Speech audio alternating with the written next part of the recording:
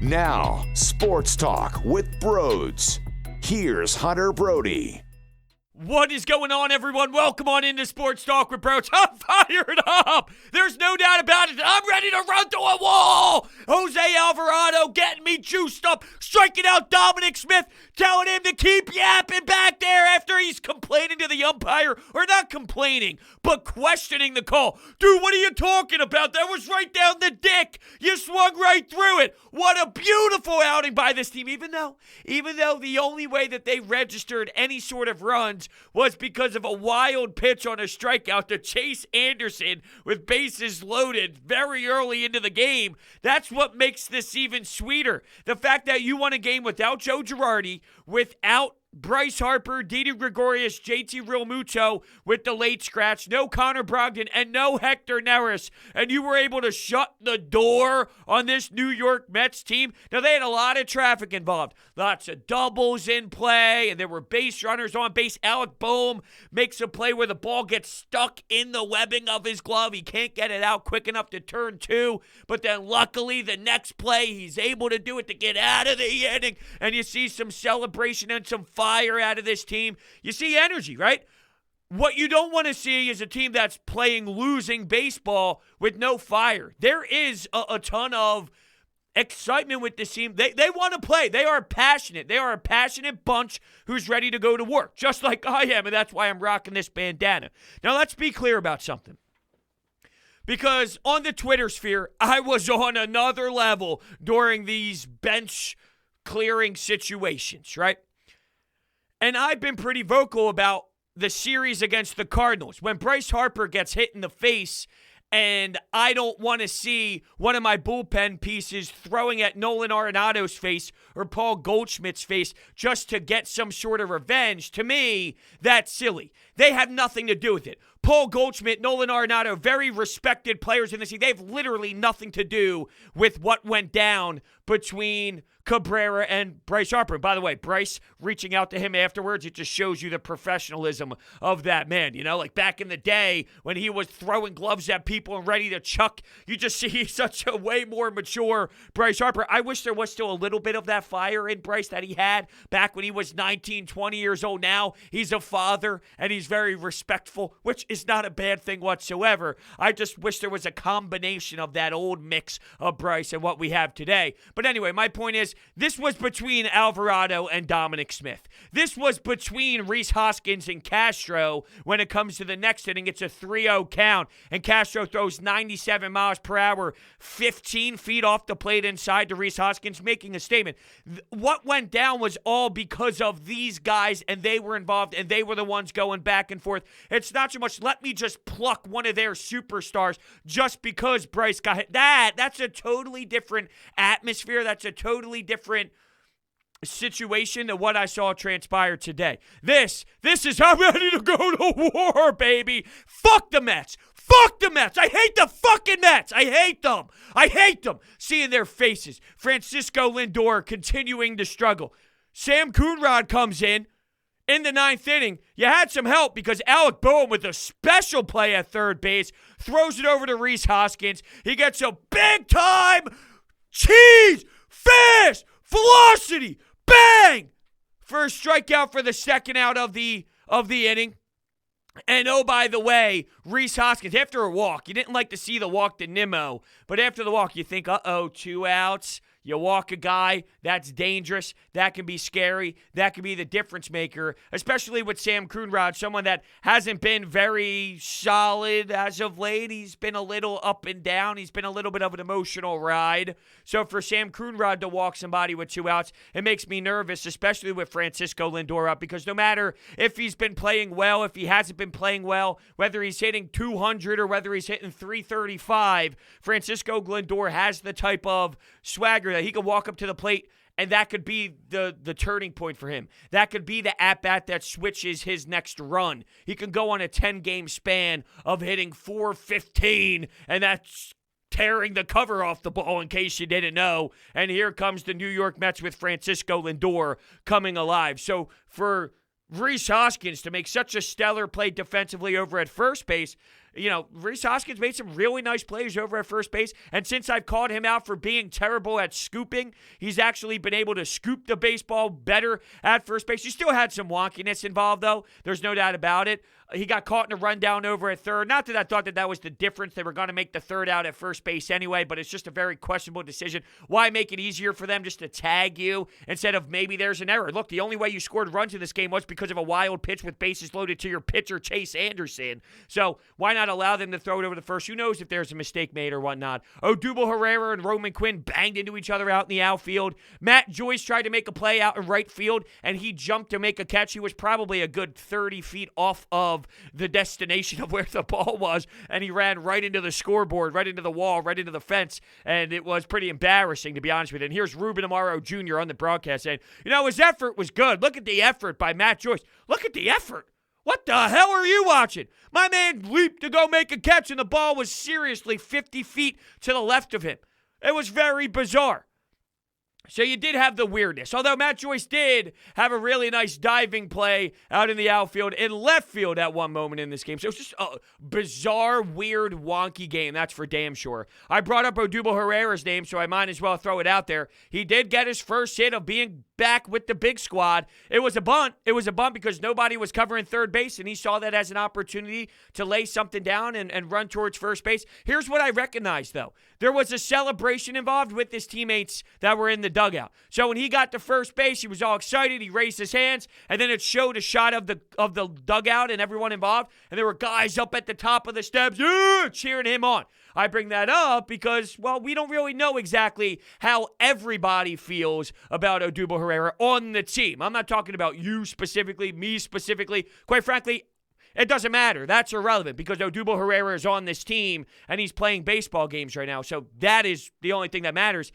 And I'm not saying just because a handful of guys reacted that way, that means everybody feels okay with Odubel. There were some beat reporters that put out some content, put out some videos from the stadium the first time he was announced. It was a mixture, which is what I anticipated. I honestly thought there was going to be more boos involved. It seemed like more cheers that were thrown out more than I thought there would be. It's also a smaller crowd. How would that change with 40+ thousand compared to whatever they have now? What is it, 11,000, 12,000 or so people? So, and one of my buddies actually was sitting like 3 rows up from the dugout, and he sent me a pretty cool scene. Unfortunately, he got the ending of it when the benches cleared, but he showed me a pretty cool shot of everybody somewhat getting together. Now, I just love that entire sequence. When I watched Jose Alvarado get that strikeout, throw a couple F-bombs, celebrate big time, that's what it's all about. We can seriously reflect on what Trevor Bauer said the other day when he played against the Padres, and Tatis Jr. is celebrating, but Trevor Bauer also celebrates by doing the sword celebration, and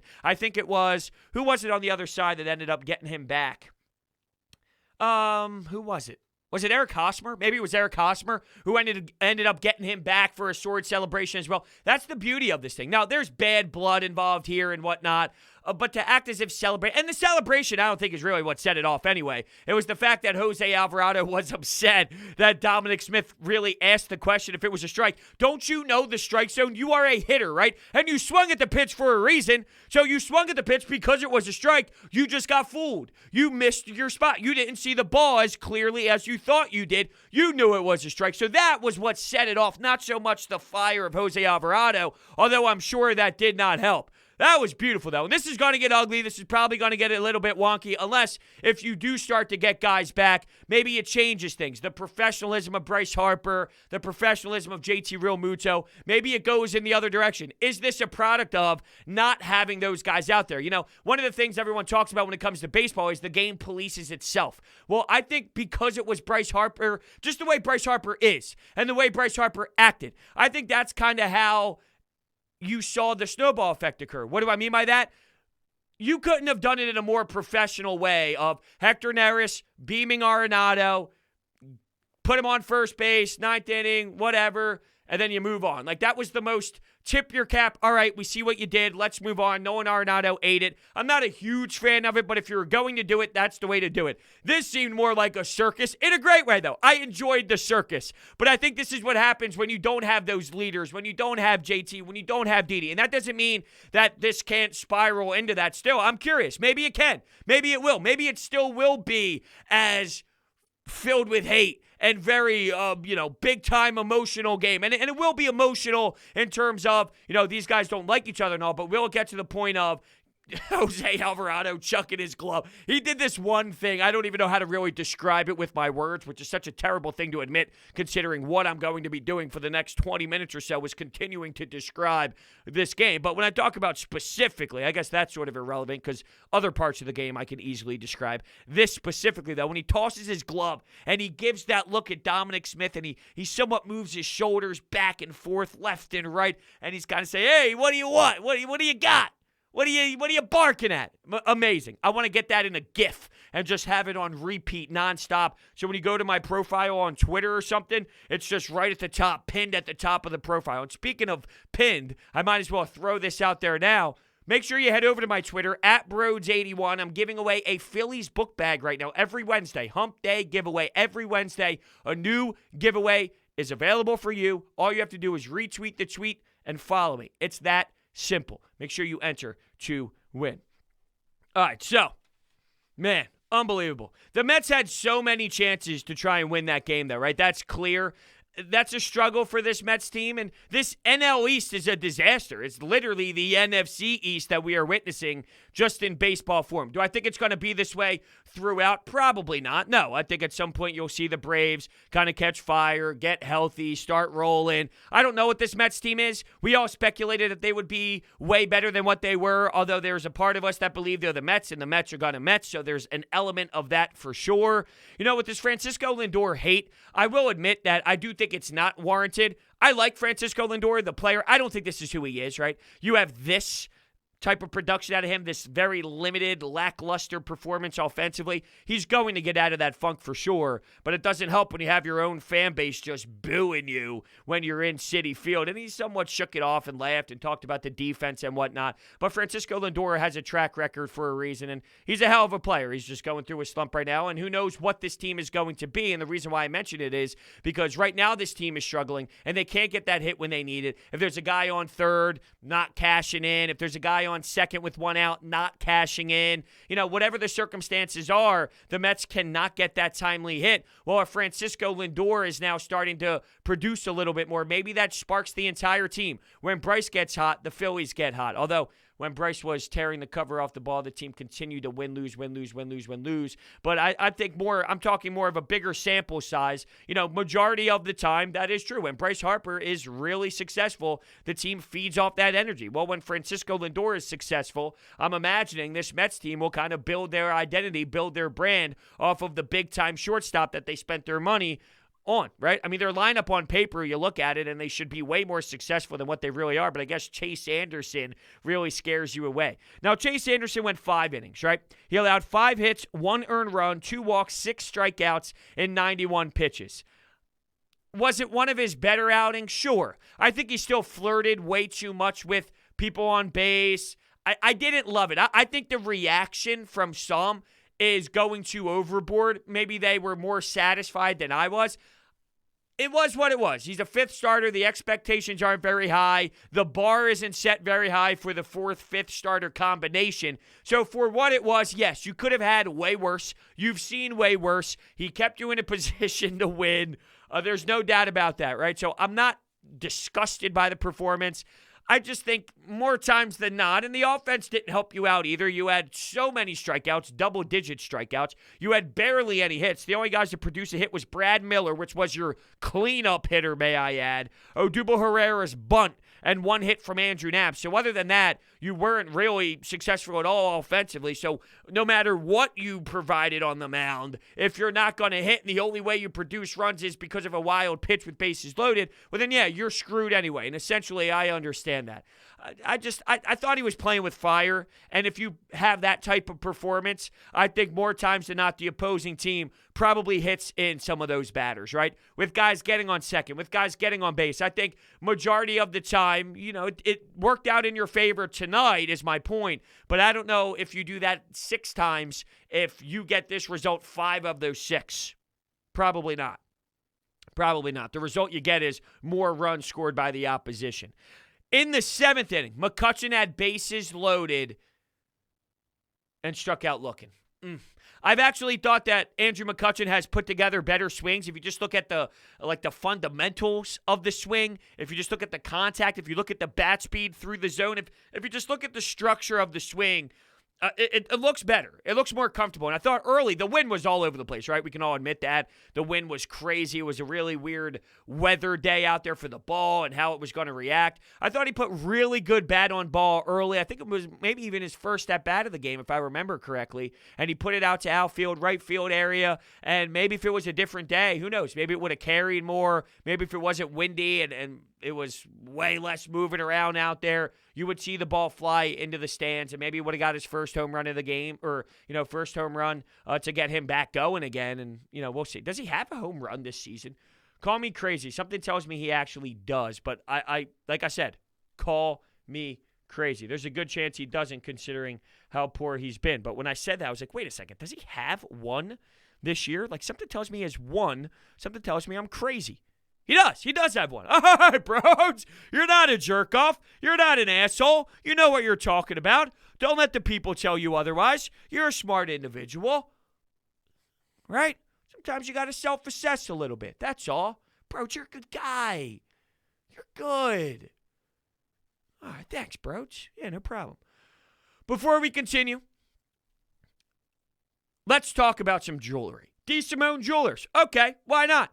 I went to D. Simone Jewelers in Haddonfield, New Jersey. They used to be in Jewelers Row. Now they're in Haddonfield, New Jersey, in South Jersey. And I went to them for my fiance's engagement ring, and it was the best decision of my life. I will never go to another place again. True story. One of my buddies got his engagement ring at another place.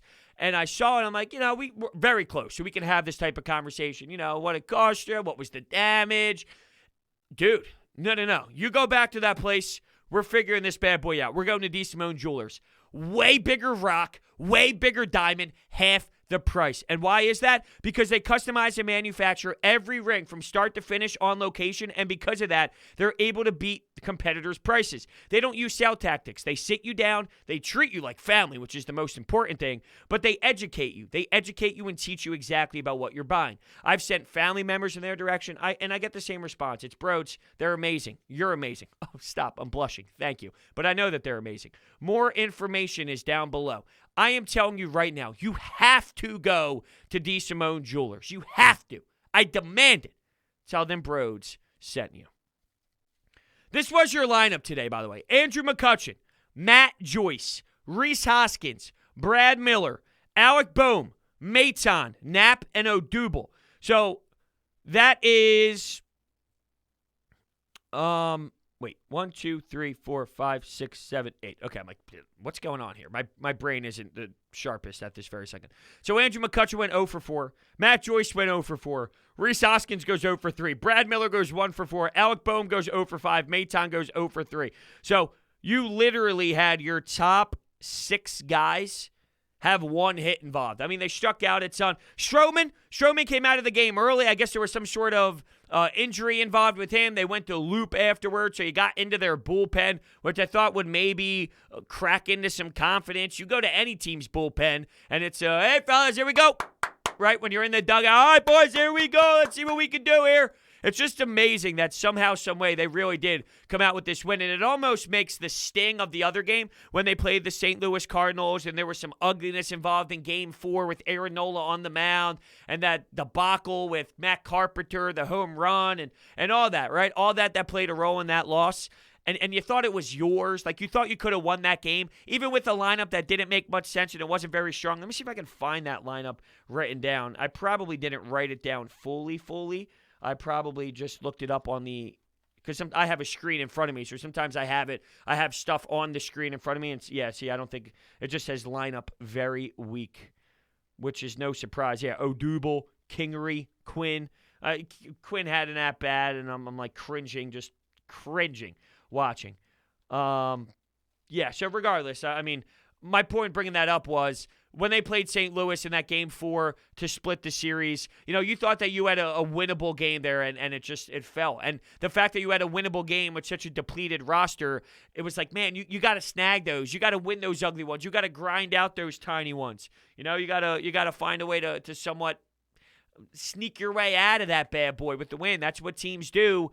When you have a little extra jump in you, and they couldn't do that. But then tonight, it somewhat makes up for that. Here's my problem. You follow this up tomorrow with another dud, win-loss, win-loss, win-loss. It ruins all the momentum. Like, this is a heated game. This is a very intense matchup. Keep it that way. And when you win these type of battles, it only brings the team together. We looked at Bryce Harper getting hit in the face as maybe a turning point for this season for these guys to somewhat rally together, come together as a team. When you lose such a powerful weapon, and not that it's going to be anything long-term. I think you'll see him rather soon, more precautionary than anything else. Actually, they're saying more wrist now because the way it grazed off his face and hit the corner of his nose and it hit his wrist when he was up to bat, maybe there's some wrist stuff involved, and that's more precautionary more than anything else. But that rallies the troops. That just brings the clubhouse together, and you become more of a family. Well, so does situations like Alvarado. You watch Alec Boehm get in there. You watch Rhys Hoskins. Like the team is stepping up for one another, and they're playing passionate baseball. So, let that ride, man. Let that ride. Let that snowball into some wins. That's a positive no matter what. Like, even if you're losing, it's baseball you care about. Like, it's better than having a lethargic baseball team, a team that doesn't care, a team that shows no effort. That's not what you're getting out of here, which, look, it's professional baseball. That shouldn't be the bar. Hey, at least you're giving us effort. No, we're talking about the major leagues here. We're talking about Major League Baseball. Let's not get too outrageous. At the same time, though, it is at least easy to bring, or like recognizable, and it deserves being brought up. Now let's go step 2, though. Step 1 is playing with that. Step 2 is, taking that next step and winning baseball games. All right? So let's head on over to the Anytime Hotline and hear from you. How about that for a fiery fucking victory, bro? If we're not going to make the damn playoffs, something has to turn this team of boring, inconsistent fucks into a household entertainment brand of baseball name across all of baseball. So I'm all for this fucking shit, all this fire and all this adrenaline, because baseball is changing. I don't care if we're receiving it or displaying it. We need adrenaline pumping through our fucking veins and through this whole fan base every damn night. Every damn night. Entertainment. That's the minimum right now. And if we could turn it into a streak of wins, let's fucking go. Also, J-Roll just makes the call so much better. Love that man. Yeah, I like J-Roll. I think at times he still needs to learn what it's like to be in the booth. There's a different element to it, but that's also the beauty of it, too. It's raw, it's real, it's him just kind of hanging out. Yeah, I'm with you, dude. I love J-Roll for sure. I just remember last year specifically, though, there were so many calls where Tom McCarthy is calling it nice, and he's calling it beautifully, and he's working his magic, and J-Roll just speaks over top of him. Oh, man! Or, oh, wow, what a play! And it's like, yo, J-Roll, Tom McCarthy's making the call. But that's the beauty of J-Roll, right? I mean, I love his passion for the game as well. I do think you're setting the bar too low, though. It's almost as if the only thing you care about is that adrenaline. I like the adrenaline. And you're right, baseball is changing. And there's a new beauty to baseball. I brought up Trevor Bauer for a reason.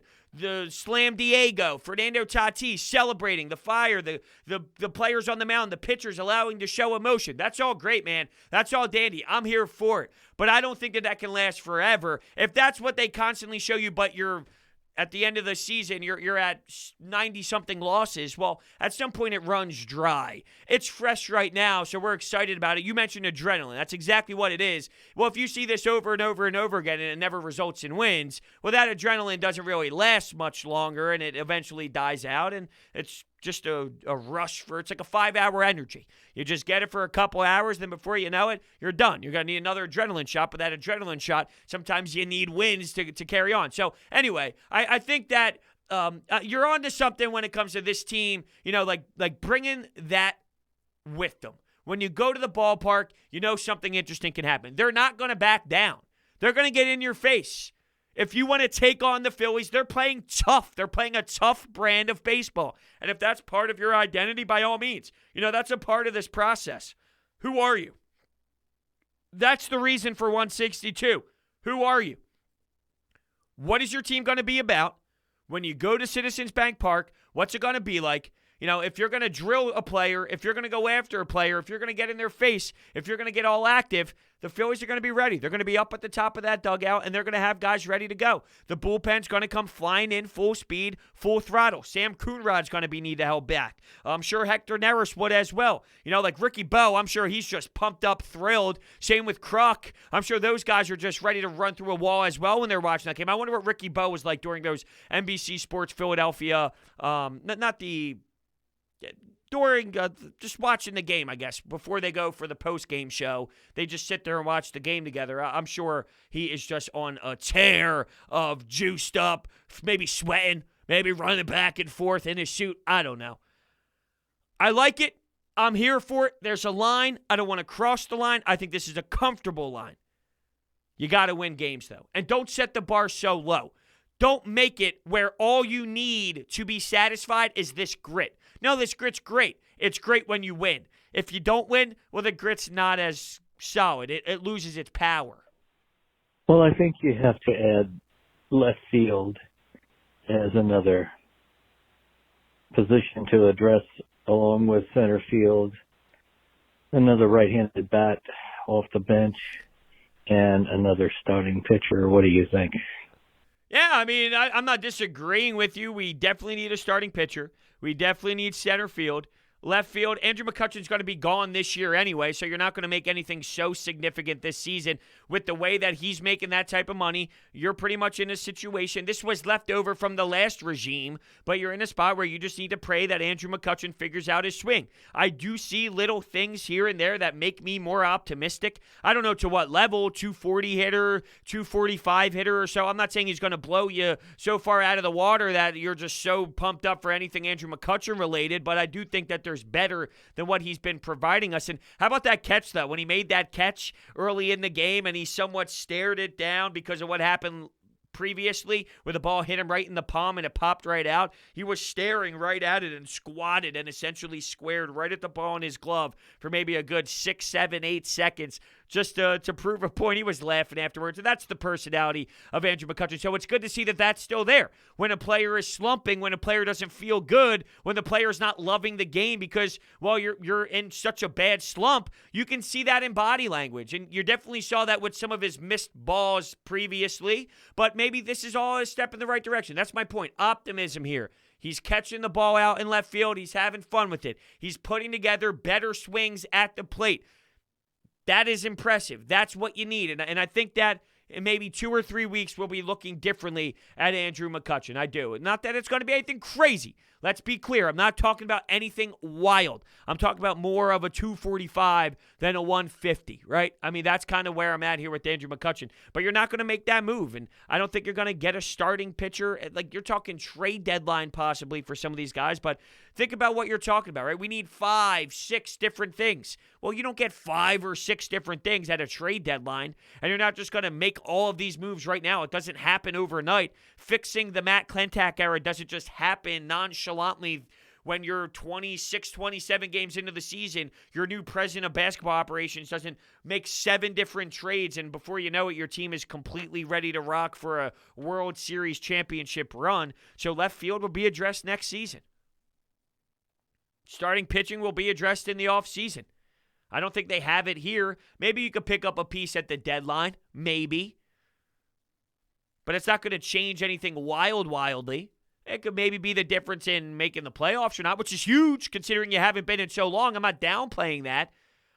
I'm talking more about what it takes to be serious. Yeah, you got a lot of holes. Guess what? It takes a little bit of time before you fix all the holes. I guess that was the last thing on my mind after a night like this. I'm just emotionally wound. Yo, bro, I'm walking out of the stadium right now and I'm pumped up. Whoa. What just happened there? The call cut. There was more to that call. It sounded like this caller was at the game. At the game leaving Citizens Bank Park. Let me try one more time. Pumped up. Yo, bro, I'm walking out of the stadium right now and I'm pumped up. Baby. Woo!